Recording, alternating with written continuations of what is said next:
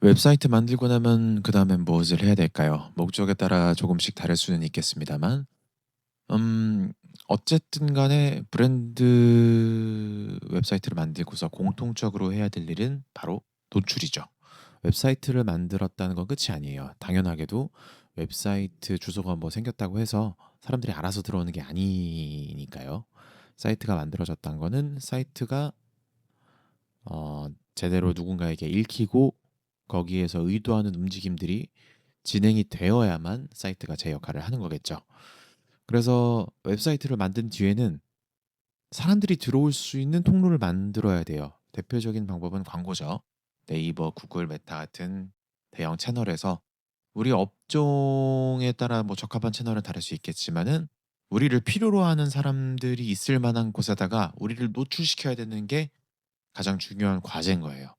예를 들어 이제 저희 웹사이트 제작 업체라면은 웹사이트 제작, 홈페이지 제작, 랜딩 페이지 제작 이런 키워드가 중요할 거예요. 병원이라면은 지역명이나 진료 과목이 결합된 키워드가 중요할 것이고 뭐 학원이라면 지역이나 과목 대상이 결합된 키워드가 되겠죠.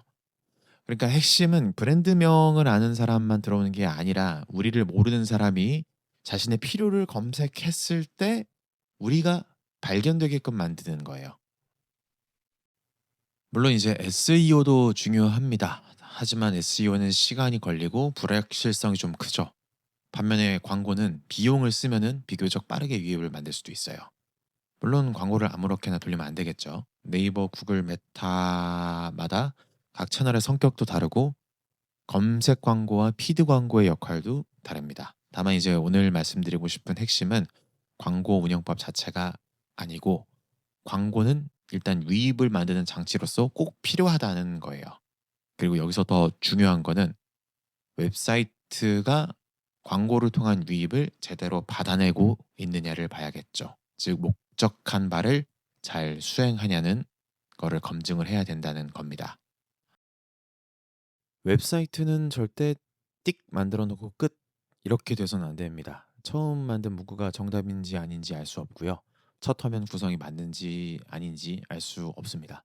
물론 이제 전문적인 제작자라면은 그 유교한 특정 패턴이 있음을 알고 그거에 대해서 이제 가이드라인을 제시해 주 드릴 수는 있지만 어쨌든 간에 실제로 돌려보지 않고는 그 누구도 장담은 할 수 없어요. 그래서 이제 어느 고객이 어느 지점에서 불안해하는지를 처음부터 확정할 수는 없다는 거예요. 그래서 웹사이트 개설 후에는 지속적인 검증이 필요합니다. 이 검증은 크게 두 가지로 나눠볼 수 있는데 하나는 웹사이트 외부의 검증이고 다른 하나는 웹사이트 내부의 검증이에요.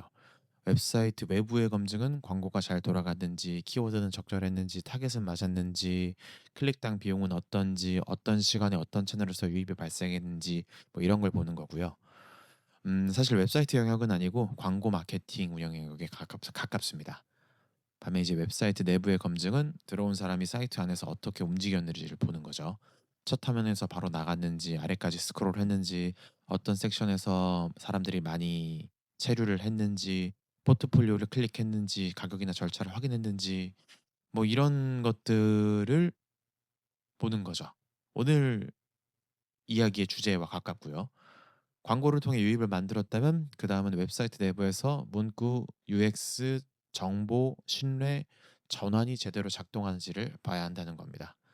이때 A/B 테스트가 필요할 수가 있어요. A/B 테스트라고 하면 좀 거창하게 들릴 수 있는데 되게 단순합니다. 가설 세우고 바꿔보고 반응 확인하고 첫 화면 문장을 바꿔볼 수도 있고 문의 버튼의 위치를 바꿔볼 수도 있고요. 문구도 바꿔볼 수 있고요. 포트폴리오를 먼저 보여줄 수도 있고 가격 안내를 먼저 해볼 수도 있는 겁니다. 뭐 이렇게 다양하게 뭐 정해지지 않은 A/B 테스트가 진행될 수가 있는데 어쨌든 이런 것들이 모두 웹사이트의 내부 검증입니다. 물론 이걸로 유의미한 데이터를 만들어내기에는 굉장히 정교한 설계가 필요하긴 해요. 그렇지만 반드시 해야 하는 구조인 거죠. 해야 하는 과정입니다. 도구는 여러 가지가 될 수 있습니다. 구글 애널리틱스를 볼 수도 있고 뭐 별도로 만든 검증 툴을 사용할 수도 있죠. 중요한 건 어떤 도구를 쓰느냐가 문제가 아니고 웹사이트를 계속 확인하고 반응을 보고 필요한 부분을 조금씩 수정하는 흐름을 가져간다는 거예요. 물론 이게 쉽지는 않아요. 웹사이트를 외주로 맡긴 입장에서 데이터를 보는 것도 낯설고 문제를 발견해서 직접 수정하기도 솔직히 어렵죠. 그렇다고 제작자에게 계속 광고 반응과 유입, 이탈 전환까지 지켜보면서 알아서 개선안을 제안해 주는 경우는 솔직히 업계에 거의 없습니다. 물론 있긴 해요.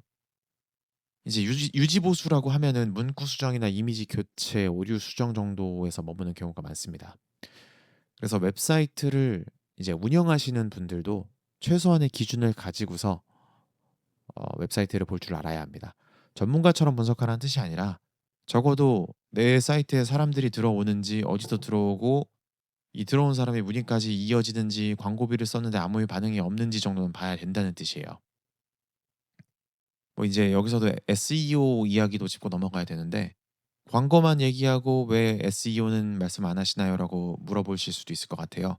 SEO 당연히 중요하죠. 다만 이제 SEO는 웹사이트를 만든 뒤에 마법처럼 붙이는 그런 게 아니고, 제작 단계부터 기본 구조를 잡고 이후에 콘텐츠랑 운영을 통해서 장기적으로 어떻게 쌓아갈지를 고민하고 가는 영역이기 때문에 SEO는 오늘의 주제와는 살짝 결이 달라서 어 말씀을 좀 다음에 드릴 수 있도록 하겠습니다. 브랜드명을 검색하는 사람은 이미 나를 알고 있는 사람입니다. 하지만 이제 업종 키워드를 검색하는 사람은 아직 나를 모르는 사람이죠. 이 사람들한테 발견되는 것이 진짜 검색 노출의 의미입니다. 그래서 SEO는 중요하지만 불확실하고 시간이 걸리기 때문에 초반에는 광고를 통해 빠르게 유입을 만들고, 그 유입을 바탕으로 웹사이트가 제대로 작동하는지를 검증하는 것이 현실적입니다. SEO는 제작 단계에서 기본을 잡고 운영하면서 장기적으로 쌓아가야 되는 영역인 거예요.